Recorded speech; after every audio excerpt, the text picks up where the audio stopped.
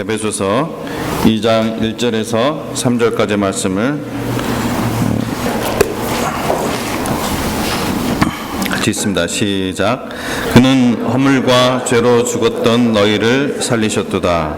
그때 너희는 그 가운데서 행하여 이 세상 풍조를 따르고 공중의 권세 잡은 자를 따랐으니 곧 지금 불순종의 아들들 가운데서 역사하는 영이라. 전에는 우리도 다 그 가운데서 우리 육체의 욕심을 따라 지내며 육체와 마음에 원하는 것을 하여 다른 이들과 같이 본질상 진노의 자녀였더니. 아멘. 앉아주시기 바랍니다. 하나님 아버지, 이 시간 하나님께서 오늘 예배를 통해서 이 에베소의 말씀을 통해 주시고자 하는 말씀을 저희가 듣기 원합니다. 성령 하나님께서 우리의 모든 것들을 주장하여 주셔서 하나님의 뜻대로 말씀을 받게 하시고, 또 우리가 하나님의 뜻을 알았다면 참으로 그 말씀의 풍성함에 따라 사는 하나님의 백성 되게 하시옵소서. 주님께 이 시간 온전히 의탁하오며 예수님 이름으로 기도합니다. 아멘. 우리가 지난주까지는 참으로 어떤 부분에 있어서는 에베소 말씀을 보면서 굉장히 익사이팅한, 너무나 익사이팅한, 너무나 엄청난 하나님의 은혜에 대해서 말씀을 우리가 들었다면, 정말 긍정적인 그런 메시지를 들었다면, 오늘은 어떤 부분에서 좀 부정적인 그런 메시지를 전하게 됐습니다. 슬프게도 복음적이라고 주장하는 많은 교회들이 죄를 중요하게 다루지 않습니다. 그들 중 어떤 교회들은 단순히 죄라는 단어를 피하고 소위 그들이 말하는 복음의 긍정적인 면들을 말하는 것에 초점을 맞춘다고 합니다. 하지만 죄 때문에 사람들이 하나님과 분리되어 완전히 절망적이라는 사실을 깨닫지 못한다면 사실 복음도 그렇게 필요하지 않습니다. 복음이 복음되기 위해서는, 복음이 정말 기쁜 소식이 되기 위해서는 내가 어떠한 죄의 상태에 있었는지, 내가 어떠한 죄인인지 그 죄의 힘에 대해서 우리가 알 때 복음이 비로소 기쁜 소식이 되는 것입니다. 정말 배고픔을 느끼는 사람한테 내가 곰탕 한 그릇 사준다고 할 때 그 사람이 그걸 감사하게 생각하고 정말 먹고 싶어 하지, 배가 잔뜩 불러 있는데 내가 아무리 맛있는 뷔페를 데려간다고 해도 아마 그 사람한테는 그것이 결코 기쁜 소식이 되지 못할 것입니다. 이들 중 어떤 교회들은 이 죄를 심리적인 문제로 다뤄버립니다. 죄를 다루기는 하는데 그것을 어떤 심리적인 상태, 그래서 심리적 치료를 받으면은 어떤 좋은 메시지나 어떤 심리적인 어렸을 때부터의 그런 자라난 환경들을 연구를 하면서 그런 것들을 다루면서 그 죄를 다루어 버립니다. 하지만 하나님의 아버지께서는 단순히 우리의 문제들을 잘 극복하며 살라고 독생자 하나님을 보내신 것이 결코 아닙니다. 하나님께서는 우리 자신들에 대해서 좀 더 긍정적인 마인드를 갖고 자존감을 높이라고 예수님을 이 땅에 보내신 것이 결코 아닙니다. 예수 그리스도께서는 우리를 거룩하신 하나님의 진노의 그 대상이 되도록 만든 우리의 그 죄들, 우리의 근본적이고 영원한 문제를 다루시기 위해 십자가 위에 자신을 내놓으신 것입니다. 스스로 계획을 하시고 창세전부터 이것을 계획을 하신 거예요. 어떤 사람은 죄와 같은 부정적인 것에 초점을 맞추고 싶지 않고, 또 어떤 사람들은, 사실 오늘날 대부분의 사람들은 그것을 듣고 싶어 하지도 않습니다. 하나님의 사랑과 은혜와 같은 긍정적인 것들에 초점을 맞추기 원한다고 말합니다. 하지만 만약 우리가 하나님께서 우리를 건지신 그 죄의 깊이들을 깨닫지 못한다면 하나님의 그 은혜의 풍성함들과 그 사랑의 웅대함을 결코 느끼지 못합니다. 굉장히 어리석은 일이에요. 그래서 바보 같은 일이에요. 복음이 정말 기쁜 소식으로 감격되어지기 위해서는 이 치명적인 죄의 힘을 알아야 됩니다. 전쟁에 나가는 장군이 저지르는 가장 큰 실수 중에 하나는 적의 힘을 과소평가하는 것입니다. 만일 그가 적이 사실은 강한데도 약한 것으로 평가하고 그 적들에게 다가간다면은 아마 그 군대들은 제대로 그 싸울 준비를 하지 않고 결국 패배하고 말 것입니다. 그러므로 우리가 죄에 대해 승리하는 삶을 살려면 우리 자신의 죄성, 이 죄에 대한 성경적이고 정확한 시각을 가져야만 합니다. 바울은 에베소서 1장에서 하나님께서 창세전에 그리스도 안에서 우리를 택하실 계획과 목적을 갖고 계셨고, 또 그것은 우리를 거룩하게 하시고 그것을 통해 하나님의 영광이 찬송이 되게 하셨다는 것, 그래서 하나님의 부르심의 소망이 무엇인지, 성도 안에 있는 하나님의 영광의 풍성함이 무엇인지, 또 하나님의 위력의 힘을 따라 믿는 우리에게 베푸신 그 능력의 크심이 무엇인지 알기를 원한다고 기도했습니다. 이것이 1장의 내용입니다. 하지만 바울은 만일 우리가 하나님께서 우리를 건져내신 죄의 깊이에 대한 시각을 잃어버린다면 우리가 결코 하나님께 이러한 찬양과 이러한 영광을 돌리는 삶을 살 수 없다는 것을 알았습니다. 그래서 2장에서 바울은 우리의 죄들로부터 우리를 구원하시기 위해 무엇을 하셨는지, 하나님이 무엇을 하셨는지를 보여주고 있습니다. 그리스도 밖에 있는 모든 사람들은 영적으로 죽은 상태입니다. 제가 말하는 것을 잘 들으십시오. 교회 밖에 있는 모든 사람들이 죽은 것이 아니라, 예배당 안에 있는 예배당 밖에 있는 모든 사람들이 영적으로 죽은 것이 아니라 그리스도 밖에 있는 모든 사람들은 영적으로 죽은 상태라는 것입니다. 그래서 예배당 안에 앉아 있는 사람들도 영적으로 죽어 있는 사람이 있을 수가 있다는 것이죠. 그리고 그것이 여러분이 인지하는 현실입니다. 그래서 세상과 마귀와 육체의 영향력 아래서 살아가고 본질상 하나님의 진노 아래 있습니다. 오늘 본문 2장을 함께 보기 전에 먼저 그래서 한 가지 말하고 싶은 것이 있습니다. 이 자리에 있는 대부분의 사람들은 아마도 술에 취한 적도 없고 또 마약을 한 적도 없었고, 웃는 거 보니까 술에 취한 적이 있는 것 같아요. 네, 저도 옛날에 그런 취하지는 않아봤지만 먹어본 적은 있습니다. 어떤 마약을 한 적도 없었고 도둑질을 한 적도 없었고 또 성적으로 문란한 삶을 산 적도 없었을 것입니다. 그래서 어쩌면 자신이 정말 비참한 죄인이라는 것을 보고 구원받기 위해서 그리스도 앞에 나온 것이 아닐 수도 있다는 거예요. 그래서 뉴턴이 나 같은 죄인 살리신, 뉴턴 맞죠? 네. 나 같은 죄인 살리신 주은의 놀라와 이 찬양을 만들었잖아요. 그 가사를 썼잖아요. 정말 우리가 내가 얼마나 비참한 죄인인가를 보고 그리스도 앞에 나왔다기보다는 그냥 여러분이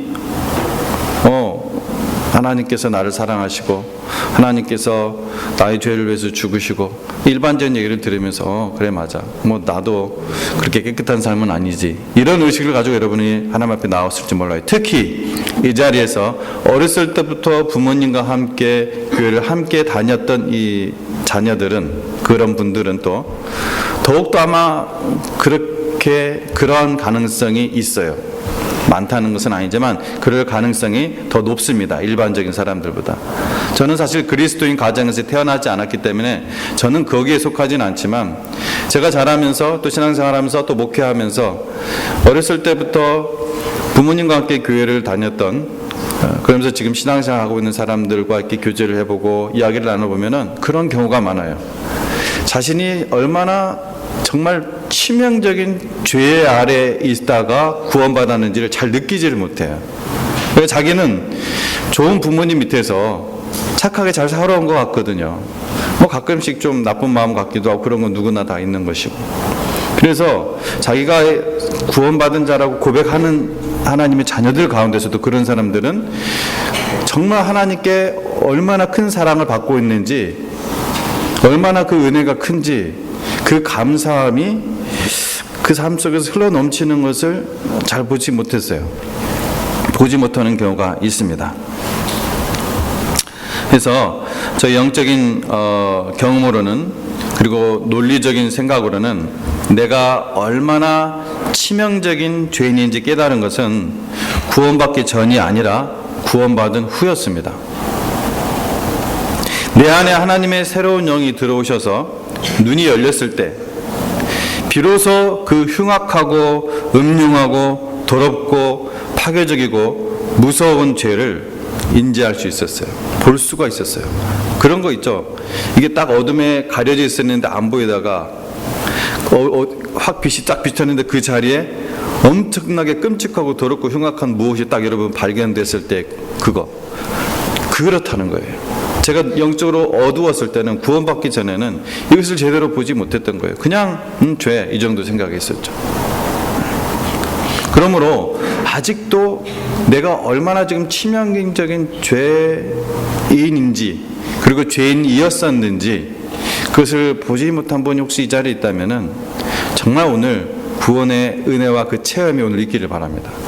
그래서 이것을 제대로 보시고 하나님께 여러분 영혼이 여러분의 모든 세포가 정말 하나님께 감사를 올려드리는 그러한 시간 되시기를 간절히 바랍니다. 오늘 본문에서 바울은 이방인 신자들의 과거의 죄에 대해서 묘사하면서 시작을 합니다. 그는 허물과 죄로 죽었던 너희를 살리셨도다 했을 때 이 너희는 지금 이방인들을 얘기하는 거예요. 에베소에 있는 이방인 신자들. 하지만 유대인 신자들이 나는 저 이방인 신자들처럼 저 페이건 월드에 있었던 저 이방 세계에서 온갖 우상 잡신들을 섬기며 살았던 그들과 같은 그런 끔찍한 죄들을 저지르지 않은 종교적인 유대인이라는 것이 참 다행이다 라고 잘못된 생각에 빠지지 않도록 바울은 2장 3절에서 바로 이렇게 얘기합니다. 전에는 우리도 다 그 가운데서 그렇게 지냈다는 거예요. 그래서 우리도는 바울 자신과 유대인들 모두를 포함해서 다 너희 믿는 분들 모두 다 누구는 빼고가 아니라 다 그 가운데서 우리도 그렇게 지냈다는 것이죠. 여러분이 어렸을 때부터 어떤 교회 생활을 통해서 그냥 하나님 믿게 된 것처럼 된 분이 여기 있다면은 그렇게 생각한다는 거예요. 우리도 똑같다는 거예요. 똑같다. 그 사람들 더 큰 죄를 짓고 이것이 아니라 우리도 다 그 가운데서 지냈다는 거예요. 사도 바울이 얘기하는 것은 바로 그겁니다.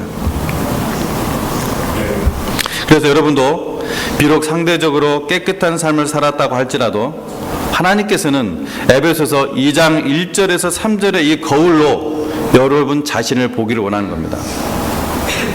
그래서 여러분을 영원한 죄의 그 결과들로부터 구원하신 하나님의 이 은혜를 매일 감사하며 살기를 바라시는 거예요. 그 삶이 우리에게 아주 풍성한 삶입니다. 그러한 감사의 삶이. 자, 1절부터 보겠습니다. 1절 그리고 2절 3절을 나누어서 이렇게 보도록 하겠습니다. 1절은 그리스도인들은 죽음으로부터 살아났다는 것을 얘기하고 옵니다. 죽음으로부터. 1절 그는 허물과 죄로 죽었던 너희를 살리셨도다. 이 너희를 살리셨도다 이 말씀은 사실 원문에는 없습니다. 본래 원문에는 없어요. 그래서 여러분 원문에 그 최대한 가깝게 번역한 전수성경 같은 것을 보면 이 부분이 없습니다. 너희를 살리셨도다 이 말씀이 없어요. 원문에는 없지만 사실은 문맥이 의미하는 바를 의역해서 포함시킨 거예요. 그래서 뭐 잘못됐다, 뭐 굉장히 뭐 wrong하다 이렇게 말할 수는 없어요. 하지만 본문이 강조하고 있는 것은 역시 여기서 살리셨다는 것보다는 죽음입니다. 죽음. 우리를 죽음에서 살리셨다는 거예요. 죽음에서. 우리가 죽어 있었는데 살리셨다는 거예요. 우리를 수억 대의 빚으로부터 수십 년의 어떤 감옥의 형벌로부터 구원하셨다면 그것도 감사할 일이죠. 엄청나게 감사할 일이죠. 그런데 우리를 그런 걸로부터 구원해서 감사한 것이 아니라 우리를 죽음에서 살리셨다는 거예요. 죽음에서. 우리는 죽어 있었다는 거예요. 죄와 허물로 죽었다. 죄와 허물로 죽었다. 비록 그리스도인들이 지금은 살아있지만 그들은 어떠한 상태에 있었는지 잊어서는 안 됩니다. 모든 그리스도인들은 각자 자기의 허물과 죄로 죽어 있었어요. 그런 여러분을 살리신 거예요, 하나님께서. 인간의 생명은 신비이지만 최소한 세 가지 측면의 생명을 생각해 볼 수 있습니다. 성경에도 실제로 그렇게 사도 바울 같은 경우 이렇게 세 가지 측면을 얘기하죠. 제가 종종 전도훈련을 할 때 여러분 이걸 이렇게 설명을 하죠. 육체적인 생명, 정신적인 생명, 영적인 생명. 이것이 각각 분리되어 있지 않지만 물론 하나로 되어 있는 한 인격체이지만 설명을 할 때 우리가 영적인 생명에 대해서 설명을 할 때 설명해 주셨죠. 육체적인 생명은 우리가 누구나 다 갖고 있어요. 아까 우리가 영적으로 죽어 있는 상태, 영적으로 그리스도 밖에 있는 사람들은 다 영적으로 죽어 있다고 그러는데 육체적으로는 분명히 살아 있어요. 그죠? 구분이 되죠. 그래서 정신적인 생명은 뭘로 표현할 수가 있습니까? 정신적인 문제가 있는 사람은 뭐라 그래요? 정신병자라고 합니다. 그 사람한테 육체적인 병자라고 하잖아요. 뭐 육체적인 장애가 있는 사람을 장애자라고 하지만 정신적인 문제가 있는 사람 보고 육체적인 장애 있는 사람 하지 않죠. 정신병자라고 합니다. 정신적으로 죽어 있는 상태는 정신적인 생명이 없는 상태가 바로 vegetable, 식물인간이라고 합니다. 뭐 벌써 쉽게 여러분이 얘기되죠? 영적인 생명 당연히 있는 것이죠. 영적인 생명. 이 영적인 생명은 보이지 않는 것이지만 일반 사람들이 인정하지 않는 부분일 수도 있지만 가장 중요한 부분입니다. 아주 제일 중요한 부분이에요. 육체적인 생명, 정신적인 생명은 그리스도인이라면은 주님께서 다시 재림하실 때, 즉 우리가 부활할 때 새 생명으로 다시 다 얻어서 부활할 수 있지만은 영적인 생명에 죽어 있는 상태로 있으면 이거는 돌이킬 수가 없어요. 우리가 이 땅에 살아있는 동안 이 영적인 생명이 하나님으로부터 다시 새 생명으로 거듭나지 않으면, 다시 살림을 받지 않으면 이건 돌이킬 수가 없습니다. 영원히 죽는 거예요. 영원히. 영원한 죽음의 고통에 이르는 것입니다. 그것이 바로 영적인 생명입니다. 자, 그런데 오늘 말씀 보면은 죄와 허물과 죄로 우리가 죽었었다고 했습니다. 우리가 그리스도 밖에 있었을 때. 근데 이 부분은 신학에서 가장 논쟁이 되는 영역을 건드립니다. 거듭나기 전에 사람은 어떤 방식으로 또 어느 정도로 죽은 상태인가? 그가 믿을 수 있기 전에 먼저 거듭나야 하는가? 즉, 거듭난 다음에 믿는 것인가? 아니면 믿은 다음에 거듭나는 것인가? 허물과 죄로 죽은 상태라는 것은 복음을 들어도 절대로 믿을 수 없는 죽음의 상태이기 때문에 먼저 하나님께서 구원을 주셔야, 즉 성령을 넣어 주셔야, 내재해야 믿을 수 있는 것인가? 어려운 질문이죠. 그죠? 그래서 소위 말하는 영원 전에, 하나님께서 영원 전에 절대적이고 무조건적인 하나님의 은혜에 의해 선택된 사람은 구원받고, 그렇게 선택받지 못한 사람은 지옥 가는 것인가?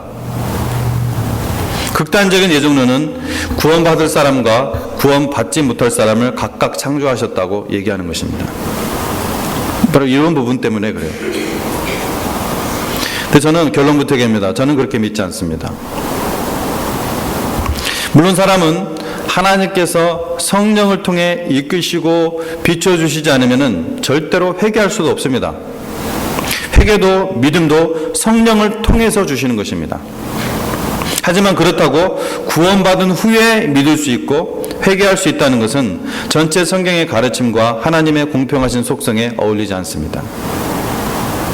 하나님의 성령은 사람의 마음 앞에서 복음을 통해 회개의 영을 가지게 하시고 마음을 문을 열도록 열심히 일하십니다. 이것이 성령님의 사역이에요. 또 로마서 1장 16절 말씀에 보면 복음은 뭐라고 했어요? 복음은 모든 믿는 자에게 구원을 주시는 뭐라고 했어요? 하나님의 능력이라고 했습니다. 저는 이 말씀을 하면서 지금 소름이 오싹했어요. 하나님의 능력이에요, 여러분. 능력, 파워. 아주 신비한 능력이에요. 복음의 능력이 바로 그렇게 이끄는 거예요. 회개하도록, 믿도록. 이게 복음의 능력이에요. 복음의 능력은 사람을 영적으로 죽게 만든 이 죄의 능력을 압도하는 능력이 있다는 걸 여러분 믿으셔야 돼요. 그게 복음의 능력이에요. 성경은 모든 사람이 죄를 지었으므로 하나님의 영광에 이르지 못한다고 말하였지 믿을 수 없게 만들었다고 가르치지 않아요. 복음은 능력입니다. 정말 무쇠와 같은 마음, 빙하와 같이 차가운 마음도 부수고 녹이는 신비한 능력이에요. 신비라는 것은 우리가 다 알 수 없다는 거예요. 분명히 어떤 리절트가 있는데 다 설명할 수 없다는 것이 신비예요. 미스테리예요. 엄청난 능력이에요. 이 신비한 성령의 역사가 이 일을 이루는 것입니다. 복음을 통해. 그래서 예수님께서는 거듭남에 대해 유대인의 선생이었던 랍비였던 니고데모에게 가르치면서 이 신비함을 어디서 와서 어디로 가는지도 모르는 무엇에 비유했어요? 바람에 비유했습니다. 그 바람에 비유하실 때 바로 성령을 통해 거듭나는 일에 대해서 설명하실 때 그 일을 하셨거든요. 이 신비예요. 이 신비인데 이렇게 신비하니까 우리가 사람의 지혜로 설명을 하려고 하니까, 사람의 논리로 설명을 하려고 하니까 자꾸 논란에 빠지게 되는 거죠. 자, 이 주제를 좀 더 말씀으로 접근해 봅시다.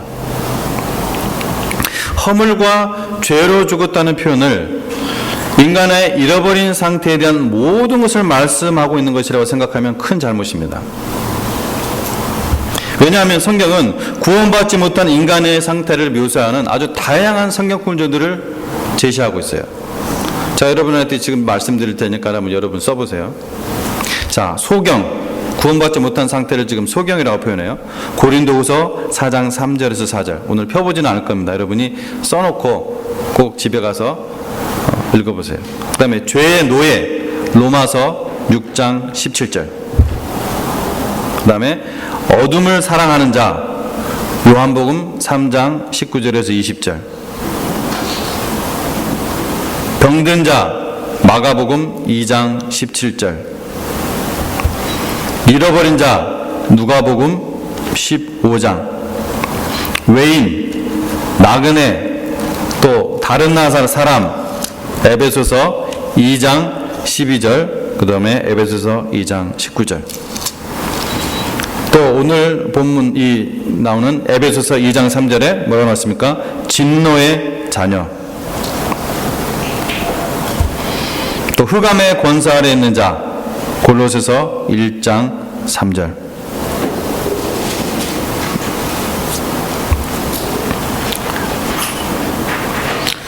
자, 그러므로 구원받지 못한 사람이 죄와 허물로 죽었다는 것이 복음에 대해 반응하는 모든 것을 잃어버렸다는 것을 의미할 수는 없어요. 제가 그러므로 했을 때 앞에 이유를 좀 아시겠습니까? 잃어버린 상태는 소경이 죽었나요? 소경은 살아있잖아요. 그죠? 살아있는데 눈이 어두운 거잖아요. 그죠? 또 구원받지 못한 상태를 죄의 노예로 표현을 합니다. 죽어있나요? 살아있잖아요. 어둠을 사랑하는 자, 병든 자, 잃어버린 자, 나그네, 외인, 다른 나라 사람, 진노의 자녀, 흑암의 권세 아래 있는 자, 모두 다 그렇습니다. 이게 다 똑같이 구원받지 못한 사람의 상태를 얘기해주고 있는 거예요. 그러므로 모든 사람에게 복음을 믿으라고 선포하는 것은 가짜가 아니고 유효해요. It's valid. 가짜가 아니라는 거예요. 괜히 성경에서 모든 사람의 복음을 믿으라고 해요. 왜 모든 족속에 복음 전하라고 합니까? 말이 안 되잖아요. 디모데전서 1장 15절 말씀에 뭐라고 나옵니까? 모든 사람이 믿을 만한 이 말이요. 복음 얘기할 때 그 얘기예요. 모든 사람이 믿을 만한 이 말이요. 또 디모데전서 2장 4절 말씀에 하나님은 모든 사람이 구원을 받으며 진리에 아는 데 이르기를 원하신다. 뭐 이런 말들이 괜히 써놨어요. 그러면 자, 이제 그 부분은 넘어가고요. 허물과 죄에 대해서 우리가 한번 좀 보도록 하겠습니다. 허물과 죄.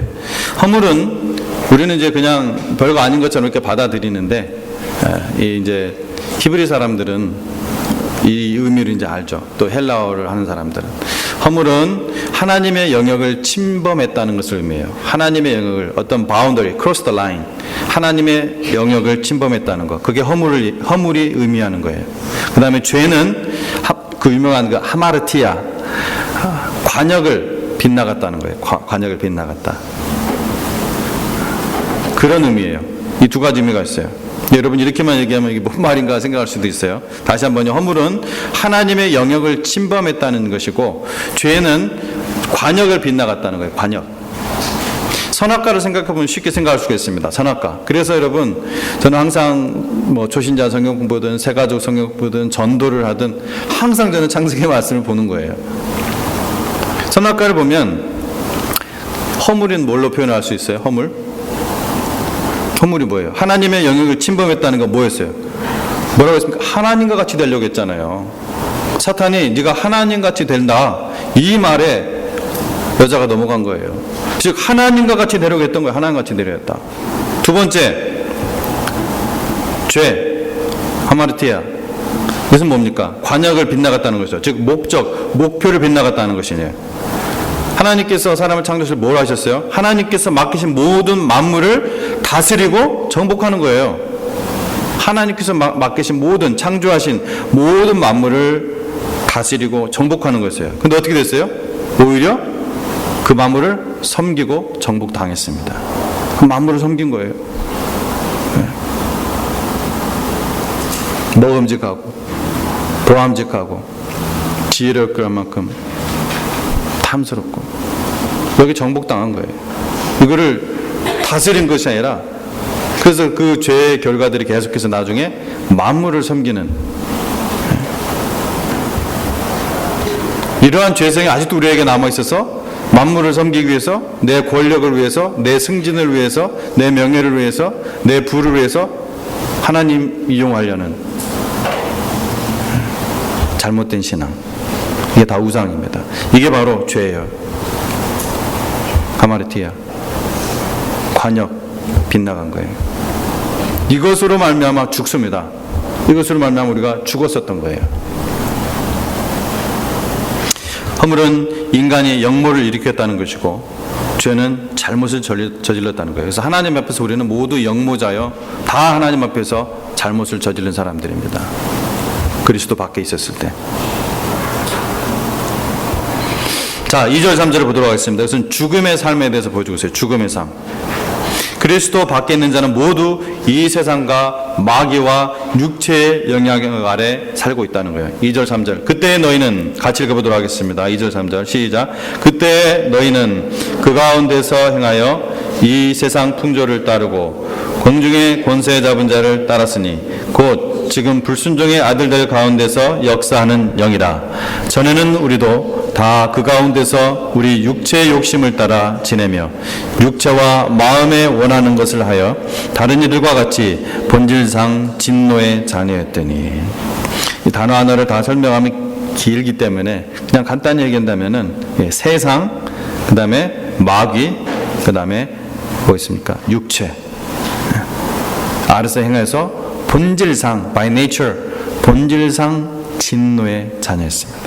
타고날 때부터 진노의 자녀였다는 거예요. 그래서 말씀에 전에는 우리도 지내며 전에는 우리도 지내며 그래서 그렇게 지낸 자아는 이제 그리스도와 함께 십자가에 못 박혀 죽은 상태라는 겁니다. 언제 그 일이 일어났습니까? 우리를 하나님께서 흑암의 권세에서 건지셨을 때, 그리고 그의 아들의 나라로 옮기셨을 때 이 일이 일어난 겁니다. 아담으로부터 내려온 그 죄상은 옛사람에게, 우리 옛 올드맨에게 계속해서 영향을 미쳤습니다. 하지만 이 세상의 시스템과 마귀 역시 현재 계속해서 그렇게 하고 있는 거예요. 그래서 성경은 세상, 정확하게 얘기한다면 이것은 월드가 좀 더 얘기한다면 에이지, 제너레이션 이런 의미를 갖고 있습니다. 세대, 세상, 그 다음에 뭐예요? 마귀, 불순종의 아들들, 역사하는 영, 그 다음에 육체, 우리 옛 셀프, 옛 자아. 자, 전에는 이제 우리도 그렇게 지냈다는 것은 예수 그리스도의 새 생명을 얻은 사람들은 달라야 한다는 것을 의미하죠. 전에는 우리 살았다. 근데 지금은 안 그렇다는 얘기잖아요. 전에는 우리도 그렇게 살았는데 지금은 그렇지 않다는 거예요. 그래서 예수 그리스도의 새 생명을 얻은 사람들은 달라야 한다는 것을 본문은 암시하고 있어요. 여러분, 죽은 시체는 관에서 아무것도 느끼지 못합니다. 어쩌면 잘 짜여진 그 관에 들어가 있는 것이 좀 편안해 보이기까지 해요. 그래서 어떻게든지 관을 잘 짜서 아무 때나 던져놓지 않잖아요, 시체를. 그죠? 어디 세워놓지도 않고 잘 짜진 관에다가 잘 이렇게 넣어놓죠. 그게 좀 그 사람은 뭘 느끼지 못하겠지만 우리가 보기 편한 거예요, 사실은. 그죠? 사실은 그 시체는 그 관 안에서 아무것도 느끼지 못합니다. 하지만 만일 그가 다시 살아났다면 그 관 속이 편할까요? 편하지 않을까요? 계속 그 안에 누워있고 싶을까요? 결코 그렇지 않습니다. 아니, 답답해 죽으려고 할 거예요. 답답해서 빨리 거기서 뛰쳐나오고 싶겠죠. 영적으로 마찬가지입니다. 우리가 허물과 죄로 죽었을 때는 그 세상이, 그 육체가 그 마귀의 아래에서 사는 것이 편했어요. 또 아무것도 느끼지 못했습니다. 자연스러웠어요.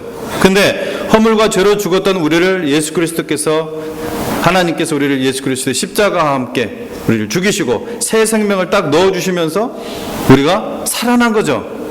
살아나니까 그 관 안이 이제는 불편한 거예요. 끔찍한 거예요. 답답한 거예요. 숨이 막히는 거예요. 그래서 어떻게 합니까? 뛰쳐나가는 거예요. 거기서 더 이상 살 수가 없어요. 죄와 허물 가운데서 우리가 살 수가 없는 것입니다. 구원받은 사람들도 죄와의 싸움에서 져서 죄를 지을 수 있지만 죄 안에서 살지는 않습니다. In sin. 우리는 그리스도 안에 사는 거예요. 우리가 그리스도 안에 머무르는 자녀의 특권이 주어졌어요. 거듭난 사람은 그리스도 안에 머무르는 그 자녀의 특권이 주었고, 또 그렇게 살아가는 그 비결을 말씀을 통해서 배우고, 또 그 기쁨을 알고, 그렇게 살 때 얻는 놀라운 성령의 열매를 경험하며 사는 것이 그리스도인의 삶이에요. 여러분, 그래서 요한일서 3장 9절 말씀에 이런 말씀이 있습니다. 요한일서 한번 펴보십시오. 어떤 부분은 이분 여러분 잘 이해가 안 갈 수도 있고 이게 뭔 말인가 할 수도 있어요. 근데 그런 의미에서 이 말을 쓴 거예요. 요한일서 3장 9절 같이 읽어보도록 하겠습니다. 찾으셨어요? 요한일서 3장 9절 시작. 하나님께로부터 난 자마다 죄를 짓지 아니하나니 이는 하나님의 씨가 그의 속에 거함이요 그도 범죄하지 못하는 것은 하나님께로부터 났음이라. 이게 그 말이에요. 오늘 제가 얘기한 그 말씀의 의미입니다. 우리가 하나님처럼 아직 완벽하지 못하기 때문에 우리 안에 아직도 거하는 죄성이 있고 그것과 싸우는 성화의 삶을 살고 있기 때문에 죄를 지을 수도 있지만 우리는 죄 안에 머무르는 삶을 살지 않습니다. 그럴 수가 없어요. 우리가 하나님께서 낳았다면은 그렇게 죄를 지으면 살 수가 없는 거예요. 그래서 바로 회개하고 그 죄 아래에 있는 그 권사로부터 빨리 뛰쳐나오는 거죠. 그게 거듭난 사람의 영 안에 있는 특징이에요. 그 영의 특징이에요.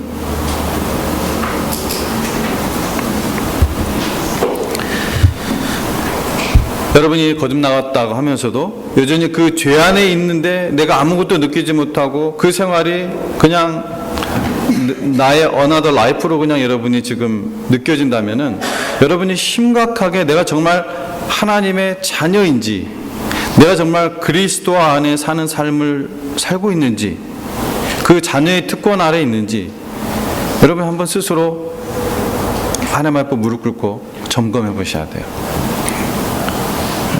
그건 정상이 아닙니다. 비정상이에요. 저는 오늘 이 질문으로 오늘 설교를 마칩니다. 여러분의 삶 안에 나를 살리신 하나님이 계시는가? 오늘 2장 1절 말씀이죠. 그가 살리셨고 그는 허물과 죄로 죽었던 너희를 살리셨다 했습니다. 여러분, 그 나를 살리신 하나님이 여러분 안에 계십니까? 오늘 파괴적인 이 죄의 힘을 보았을 때 당신은 이렇게 말할 수 있습니까? 예, 맞습니다.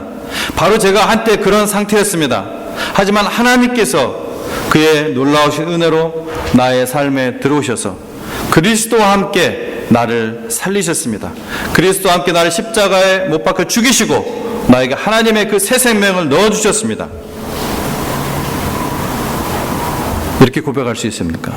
만일 그렇다면 여러분, 하나님의 이 풍성한 은혜로 인해 감사가 여러분 생활에 흘러 넘치시기를 간절히 축원합니다.